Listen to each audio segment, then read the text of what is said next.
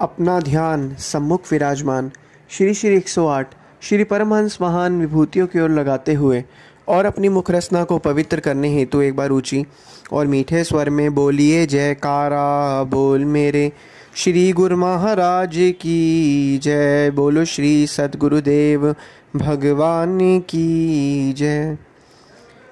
अखी बाजू वेखना विणु करना सुनना, पैरा बाजू चलणिया विणु हता करना, जीबे बाजू बोलना इहु जीवित मरना, नानक हुक्मु पछाणी के तऊ खस में मिलना।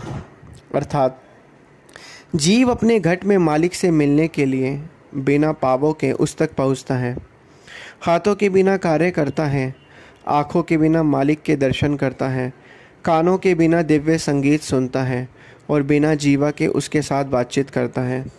ऐसा जीवन जीते हुए वह मरने के समान होता है, क्योंकि जीव जब ध्यान में बैठता है और सुरती भीतर जाती है तो उसका स्थूल शरीर मित्रित्व हो जाता है। ऐसा तब होता है जब वह उसकी आज्ञा का पालन करता है और अपने अंदर उस मालिक से मिलता है, तो उसकी सारी क्रियाएं और उपलब्धियां साक्षात सत्य हो जाती हैं। इसके अतिरिक्त मालिक से मिलने का दूसरा कोई उपाय नहीं है। सभी संत महापुरुषों ने धर्म, जाति और देश का विचार किए बिना सभी साधकों को मालिक को पाने का एक यही उपाय बताया है। सभी ने एक ही बात पर जोर दिया है कि साधक को अंतर्मुखी होकर अपनी सुरती को तीसरे तिल से ऊपर ले जाना है। मौलाना रूम अपने समय के माने हुए संत थे। उनका कहना है, चश्म बंदे गोश बंदे लब बिबंद, गरना बिना सर के हक पर मन बिबद। अर्थात 3 मुख्य प्रवेश द्वार आँख कान मुंह बंद करके अपने भीतर गोता लगाओ, तब वहाँ तुम्हें प्रकाश पुंज मालिक के दर्शन होंगे, और यदि तुम्हें दर्शन ना हो तो तुम मुझे दोषी ठहराना। भिन्न भिन्न महापुरुषों की वाणियों के सार उपदेश में कोई भेद नहीं। जब मालिक के नाम की ओर ले जाने वाला मार्ग केवल एक ही है, तो ऋषि मुनियों और संतों महापुरुषों के सार उपदेश में भेद कैसे हो सकता है? हाँ, उनके शब्दों या भाषा और व्यक्त करने के माध्यम में भेद हो सकता है, परंतु उनके उपदेशों के सार में भेद नहीं हो सकता। एक ही सर्वव्यापक शक्ति सभी प्राणियों में कार्य कर रही है, इसलिए भक्ति मार्ग में 2 विचार नहीं हो सकते, अर्थात विचार भेद नहीं हो सकता। श्री संत कबीर साहिब जी का अपने विचार प्रकट करने का तरीका बहुत ही सरल है। उनका कथन है, दोहा, आँख कान मुख ढाप करी नाम निरंजन ले, अंतर के पट तब खुले जब बाहर के पट दे। अर्थात अपने आँख कान और मुंह को ढाप करके नाम जपो। मालिक की ओर जाने वाला भीतरी द्वार तभी खुलता है जब बाहर की ओर जाने वाला द्वार बंद कर दिया जाए। मालिक का नाम एक है, एक ही नाम सभी प्राणियों में समाया हुआ है। कुछ लोग कहते हैं कि नाम 5 हैं, परंतु वास्तुतः नाम एक ही है। सचखंड में दिव्य धुन उत्पन्न होती है और भाइयों के प्रतिनिधित्व होती है। इस धुन से हमें अपनी सूरत मिलानी होती है और एक के बाद एक मंजिल तय करके निजधाम में पहुंचना होता है। वास्तव में दिव्य धुन एक ही होती है, परंतु यह 5 लोकों से होकर गुजरती है, इसलिए अनेक संत 5 धुनें कह देते हैं। यह दिव्य धुन पानी के समान है। पानी एक है, परंतु जब पहाड़ों से निकलता है कंदराओं से होकर बहता है, झरने से नीचे गिरता है, मैदानी भागों में बहता है और फिर समुद्र में मिल जाता है, तो इन 5 अवस्थों में भिन्न भिन्न तरह का शब्द करता है। इसी प्रकार मालिक के शब्द नाम के शाश्वत संगीत को प्रत्येक लोक में भिन्न नाम दिया जाता है। इन 5 लोकों से गुजरने के बाद सूरज जब 6ठे लोक में पहुंचती है तो वहाँ कोई ध्वनि नहीं होती। इस लोक में केवल प्रकाश ही प्रकाश होता है और इस अंतिम लोक की महिमा का वर्णन करते करते संत महापुरुष हार जाते हैं और अंत में मौन हो जाते हैं।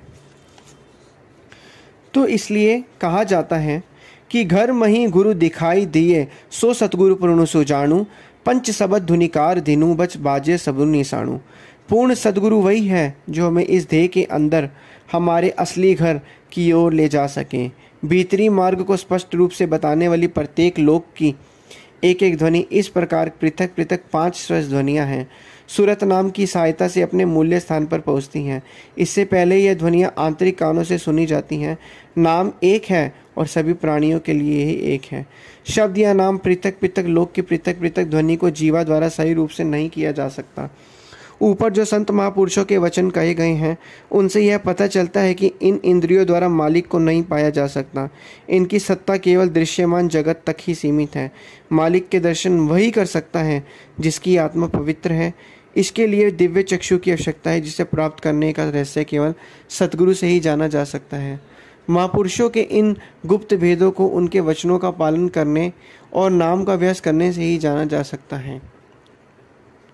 इस विषय पर श्री गुरु अमरदास जी के वचन सर्वदा स्पष्ट हैं कि गुप्ता नामु वर्ते विच कलिजुग घटी घटी भरिपूर रहीरा नामु रतुन तीना हृदय प्रगटिया जो गुरु शरणाई भजी पैरा।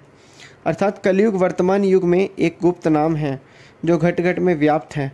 इसका अभ्यास करने से जीव उसी आत्मिक शक्ति को प्राप्त करता है जिसे पूर्व या प्राचीन युग में ऋषि मुनियों ने अत्यधिक कठोर एवं कठिन तप साधना से प्राप्त किया था। मालिक का निवास हर प्राणी में है, परंतु उसका अनुभव उसी को होता है जो श्रद्धा भक्ति से नाम का अभ्यास करता है। इस मानव देह के भीतर नाम एक गुप्त रत्न है और उनको ही यह प्राप्त होता है जो बड़ी श्रद्धा पूर्वक सतगुरु से इसे प्राप्त करने की याचना करते हैं। नाम अथवा सर्वव्यापक शक्ति की महिमा का वर्णन शक्ति से बाहर है। इसके बारे में जितना भी कहा जाए कम ही होगा।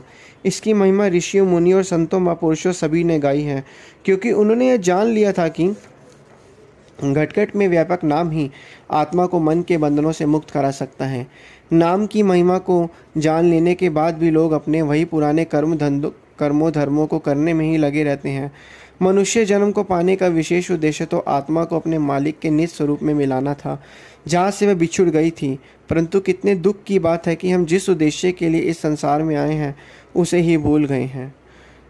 गुरुवाणी में कहा गया है कि भाई परापत मानुक देहरिया गोविंद विलन की एह तेरी बरिया अवर काज केरे कित्ते नाकाम मेलो साध संगत वजु केवल नाम। अर्थात तुम्हें यह मनुष्य जन्म किस उद्देश्य के लिए मिला है? अपने अंदर विराजमान अपने मालिक से मिलने के लिए मिला है। परंतु कैसे? इस लक्ष्य को पाने में संसार का कोई भी पदार्थ या कार्य तुम्हारी सहायता नहीं कर सकता।